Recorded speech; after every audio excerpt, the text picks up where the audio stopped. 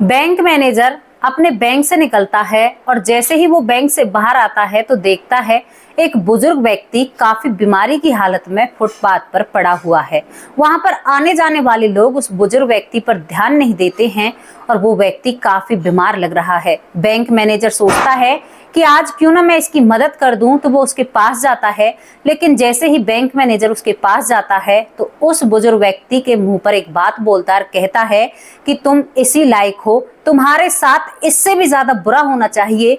मेरे अंदर जब ठंडक महसूस होगी मुझे, जब तुझे कीड़े पड़ेंगे। और दोस्तों वहां से बैंक मैनेजर लौट जाता है। आखिरकार एक बैंक मैनेजर ऐसा कैसे कर सकता है, एक दुखी और परेशान व्यक्ति से ऐसे अल्फाज में कैसे बात कर सकता है, क्या उन सब के बीच में था, ये क्या कहानी है। और दोस्तों जो कहानी आज हम आप लोगों के लिए लेकर आए हैं, ये कहानी एक पिता और बेटे के रिश्ते पर कई सवाल खड़े कर रही है, जिनके शायद हमें भी जवाब नहीं मिले हैं। तो चलिए बिना देरी करते हुए कहानी की तरफ चलते हैं। कहानी की शुरुआत होती है राजस्थान से। राजस्थान में एक ताहिद नाम का व्यक्ति रहता है। इसकी एक पत्नी होती है और दोस्तों इसकी पत्नी गर्भवती है। 9 महीने बाद इसकी पत्नी एक बेटे को जन्म देती है। बेटा बड़ा सुंदर है, खूबसूरत है, गोरा चिट्टा है और बेटे का नाम फिल्मी जगत को देखकर शाहरुख रखा जाता है। शाहरुख को बहुत लाड चाव से उसकी अम्मी रखा करती है और जिंदगी आगे चल रही है। लेकिन यहाँ पर परेशानी कहाँ थी, जो ताहिद था वो शराब का सेवन किया करता है। हालांकि हमने सुना है जो मुस्लिम धर्म होता है उसमें शराब पीना बहुत बुरी बात होती है, लेकिन ताहिद यहाँ पर जमकर शराब पिया करता और शायद कभी कभी शाहरुख की माँ पर भी हाथ उठा दिया करता।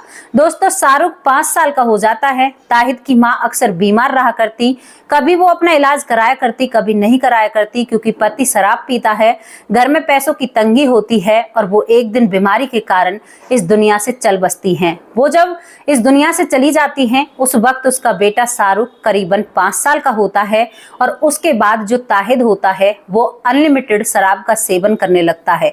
वो इतनी ज्यादा शराब पीता है कि अपने बेटे का भी ध्यान नहीं रखता। जो शाहरुख होता है वो अड़ोस पड़ोस से खाना मांग कर खाया करता और दोस्तों ऐसे ही बिना माँ के रोता रोता सो जाया करता। अब शाहरुख करीबन 5 साल का होता है और 6 महीने में ही शाहरुख के पिता ने सारी जो उनके पास जमीन जायदाद थी, थोड़ी बहुत जो टुकड़ा था जमीन का, सब कुछ बेचकर शराब पी ली थी। अब यहाँ पर ताहिद अपने बेटे को लेकर मुंबई की तरफ चलने लगता है। शाहरुख को लेकर मुंबई जाता है और रास्ते में एक होटल पड़ता है और वहां पर ताहिद अपने बेटे का सौदा कर देता है। 500 रुपए में ताहिद अपने बेटे शाहरुख को होटल के मालिक को बेच देता है। और दोस्तों वो होटल भी मुस्लिम लोगों का ही होता है और वहां पर एक 5.5 साल के बच्चे की कीमत 500 रुपए में तय हो जाती है। सन 1993 की ये बात होती है और वहां से वो पिता उन 500 रुपए को चूम कर और उस होटल से बाहर निकल जाता है। जो शाहरुख था उसकी काफी छोटी उम्र होती है। अब वो बच्चा ना ही तो टाइम पर उठ पाता और उसके छोटे छोटे हाथ होते हैं जिनसे वो बर्तन साफ किया करता और वो देखने में बहुत ज्यादा खूबसूरत होता है। दोस्तों वहां पर कई और बच्चे थे जिनके साथ शायद यही सब कुछ हुआ होगा जो वो बच्चे वहां पर होते हैं। अब वो सभी बच्चे अपनी एक टीम बना लेते हैं और वो धीरे धीरे जो शाहरुख होता है सभी काम को सीख जाता है और पूरे कामों को करने लगता है। लेकिन दोस्तों उसे 1.5 साल इस होटल पर हो जाता है तो वो जिंदगी से संघर्ष करना सीख जाता है और वो समझ जाता है कि जिंदगी कैसे जी जाती है। हालांकि शुरुआत में कई बार उसको नींद भी नहीं आया करती और जो होटल का मालिक होता था वो उसे अपने पैर से जगाया करता, लात मारा करता अगर वो काम नहीं किया करता और यहाँ पर शाहरुख को पिटाई भी लगाई जाती है। अब 1.5 साल बाद ये सभी बच्चे आपस में मिलजुल कर सोचते हैं कि क्यों ना इस होटल से भागा जाए और दोस्तों वो भागने का प्लान बना लेते हैं। अब यहाँ पर जो शाहरुख होता है अपने दोस्तों के साथ उस होटल से रात को फरार हो जाते हैं और सभी जने एक ट्रेन पकड़ लेते हैं। ट्रेन पकड़ने के बाद ये लोग प्रॉपर मुंबई में पहुंच जाते हैं, क्योंकि रास्ते में शाहरुख को बेचा गया था। उसके बाद ये मुंबई पहुंचने के बाद अब वहां पर भी सभी बच्चे अपने अपने रास्ते चले जाते हैं और जो शाहरुख होता है वो उस ट्रेन में ही रह जाता है। दोस्तों ट्रेन मुंबई चली जाती है, मुंबई से वापस लौट कर आ जाती है और शाहरुख पूरे रास्ते में यही सोचता है कि मैं करूं तो क्या करूं, मैं कहां पर क्या करूंगा। अब दोस्तों वो काफी देर तक सोचता रहता है और सोचते सोचते वो फिर एक होटल के पास उसकी ट्रेन रुकती है।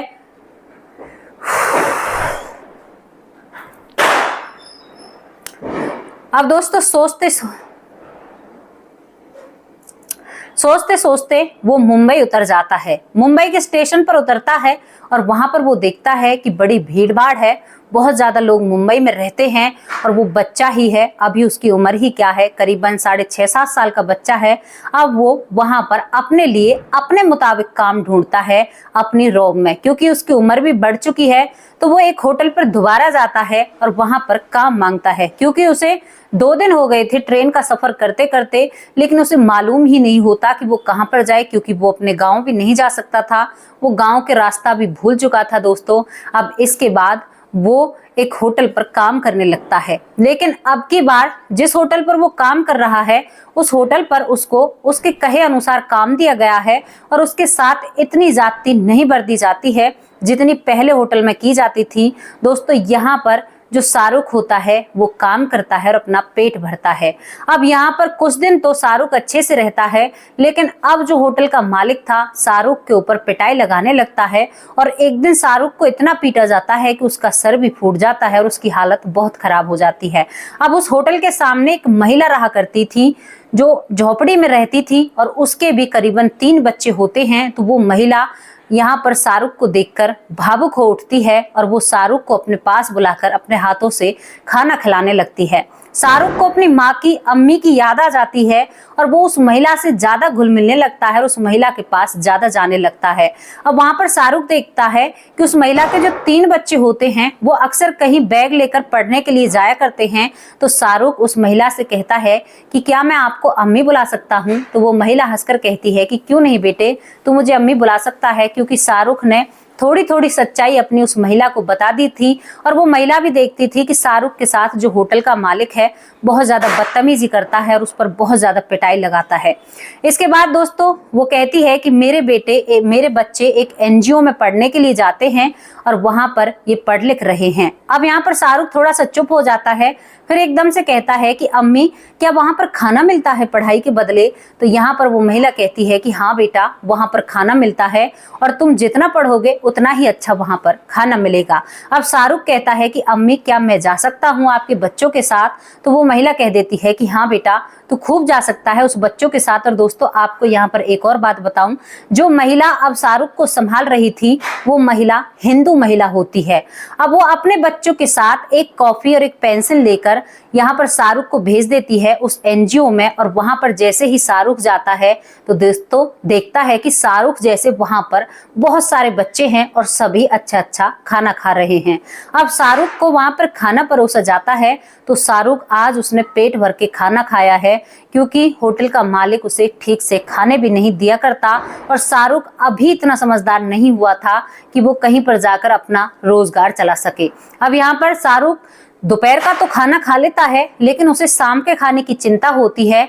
तो वो कहता है उस एनजीओ की जो वहां पर काम करने वाले होते हैं, तो कहता है कि दीदी क्या यहाँ पर हमेशा खाना मिलता है? तो वो दीदी कहती है कि हाँ, तुम जितना अच्छा पढ़ोगे ना उतना अच्छा तुम्हें खाना मिलेगा। तो शाहरुख अपना दिमाग लगाता है, सोचता है कि मुझे पैसों का क्या करना है, मुझे तो केवल खाना चाहिए। 2 होटलों पर काम भी तो खाने के ही लिए किया था, अगर पढ़ाई के लिए खाना मिल रहा है तो मैं जरूर पढ़ूंगा। और दोस्तों यहाँ पर शाहरुख उस दीदी के कहने पर अब उसी एनजीओ में रहने लगता है, क्योंकि जो महिला, हिंदू महिला जिसने उसे अपने बच्चों के साथ भेजा था, वो आकर एनजीओ वालों को सारी उस बच्चे की सच्चाई बताती है और वहां पर शाहरुख अब कुछ काम भी किया करता और अपनी पढ़ाई किया करता और दोनों वक्त का उसे खाना मिलता है। दोस्तों शाहरुख अपनी आंखें भर लाता है और सोचता है कि इतने अच्छी जगह भी दुनिया में है जहां पर बिना काम करे खाना मिलता है केवल पढ़ाई के उससे। और शाहरुख किताबी कीड़ा बन जाता है और किताबों को बिल्कुल बहुत अच्छे से पढ़ता है। और दोस्तों जब शाहरुख का रिजल्ट आता है उस एनजीओ में तो वो एनजीओ वाले काफी खुश होते हैं, क्योंकि शाहरुख अपनी क्लास में सबसे नंबर 1 पर आया था पहली बार में। अब एनजीओ वाले भी शाहरुख पर ध्यान देने लगते हैं और दोस्तों शाहरुख वहां से 10वीं क्लास कर लेता है। 10वीं के बाद वो 12वीं करता है और 12वीं के बाद वो ग्रेजुएशन करता है। दोस्तों शाहरुख पढ़ने लिखने में और ग्रेजुएशन जब शाहरुख करता है तो बाहर का छोटा मोटा काम कर लेता है और इसके बाद वो कई टेस्ट देता है और कई फार्म भरता है और फार्म भरने के बाद दोस्तों उसका नंबर आ जाता है और वो सरकारी बैंक में बैंक मैनेजर बन जाता है। जब शाहरुख को ये उपलब्धि वर्दी मिली थी तो शाहरुख अपनी उस अम्मी के पास आया था जिस अम्मी ने उसे होटल के मालिक से बचाने के लिए अपने आंचल में अपने बच्चों के साथ सुला दिया था। क्योंकि एक दिन शाहरुख को होटल का मालिक ढूंढता है और कहता है कि बहन जी, अगर मुझे वो कहीं पर मिल जाए तो आज मैं उसे जान से मार दूंगा, क्योंकि वो काम नहीं करता है। तो उस वक्त जो हिंदू महिला होती है उसने शाहरुख को अपने बेटों के साथ सुला दिया था और उनके ऊपर एक कंबल डाल दिया था और होटल के मालिक से कह दिया था कि भैया मुझे नहीं पता वो कहाँ पर है, कहाँ है, हमें क्या पता। और वहां पर शाहरुख को उस महिला ने बचाया था। जब शाहरुख बैंक मैनेजर बन जाता है तो दोस्तों उसके बाद अपनी उस अम्मी को याद करता है और उसके बच्चों को देखता है। हालांकि उस महिला के बच्चे भी पढ़ लिख कर अच्छे बच्चे बन चुके थे, लेकिन अभी किसी को नौकरी नहीं मिली थी। वो प्राइवेट नौकरी करते हैं, उनका भी एक छोटा सा घर होता है। लेकिन यहाँ पर शाहरुख भी अपनी सैलरी में से उस महिला हिंदू महिला को कुछ पैसे पहुंचाया करता, क्योंकि बुरे वक्त में उस महिला ने उस लड़के का साथ दिया था। अब दोस्तों वो अपनी नौकरी बहुत अच्छे से करता है और बहुत अच्छे से रह रहा है।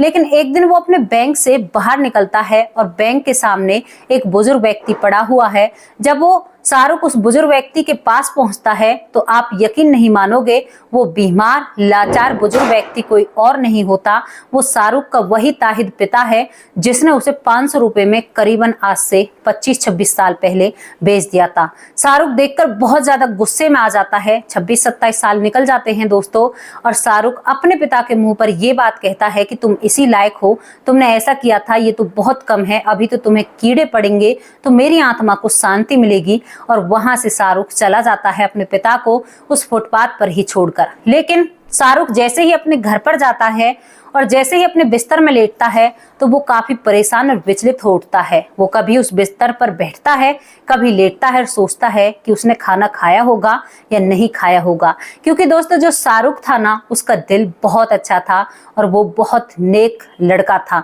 वो हमेशा दूसरों के दुखों को समझने वाला था और कोई भी बुरा ऐब उसमें नहीं था दोस्तों, कोई भी बुरी आदत शाहरुख के अंदर नहीं थी। जैसा वो अकेला पला बड़ा था और जैसा वो अकेला रहा है पूरी जिंदगी, ऐसी उसमें कोई भी आदत नहीं होती है दोस्तों। पूरी रात जो शाहरुख होता है वो सो नहीं पाता और उसके बाद दूसरे दिन वो पहले पीछे बैंक जाता है, पहले अपने उस पिता से मिलता है और उस पिता को हॉस्पिटल में एडमिट कराता है और उसका इलाज कराता है और उसके बाद उसकी देखरेख करता है। लेकिन जब वो अपने पिता का इलाज करा रहा था तो उसकी आंखें भर आती हैं और वो रोने लगता है, कहता है कि क्या तू सच में ही मेरा बाप है? तुमने मेरे साथ इतना बुरा किया लेकिन मुझसे नहीं रहा जा रहा, क्योंकि मेरी माँ हमेशा तुमसे शादी की थी, मैं तुम्हारा बेटा हूँ, मेरा जो कर्तव्य है मैं उसे निभाऊंगा। लेकिन पिता, जो तुम मेरे बापू हो या बाप हो, मैं कभी भी तुम्हें अपने दिल में जगह नहीं दे सकता। दोस्तों यहाँ पर बुरी खबर ये होती है, जो ताहिद होता है उसकी हालत इतनी खराब होती है कि उसके दोनों फेफड़े गल चुके थे। हालांकि आज तक वो जिंदा कैसे रहा था, उस वक्त उसने सारा कुछ बेच दिया था। दोस्तों ताहिद की इतनी बुरी हालत होती है कि वो हॉस्पिटल में दम तोड़ देता है, अपने बच्चे से 2 बात भी नहीं कर पाता जो शाहरुख होता है, और ताहिद इस दुनिया से चला जाता है।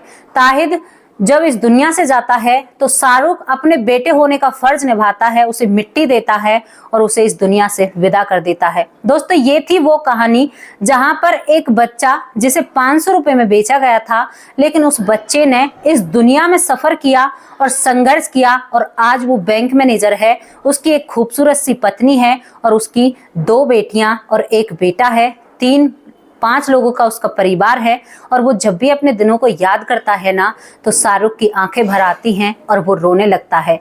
तो ये कहानी थी जो आप लोगों के सामने रखी है और इस कहानी में लग रहा है कि एक पिता और बेटे के बीच की दूरी शायद इतनी थी, एक व्यक्ति शराब के नशे में इतना खो जाता है जो अपने ही बच्चे को केवल 500 रुपए में बेच देता है। दोस्तों काफी ताज्जुब की बात है, ये कहानी सत्यता पर आधारित है।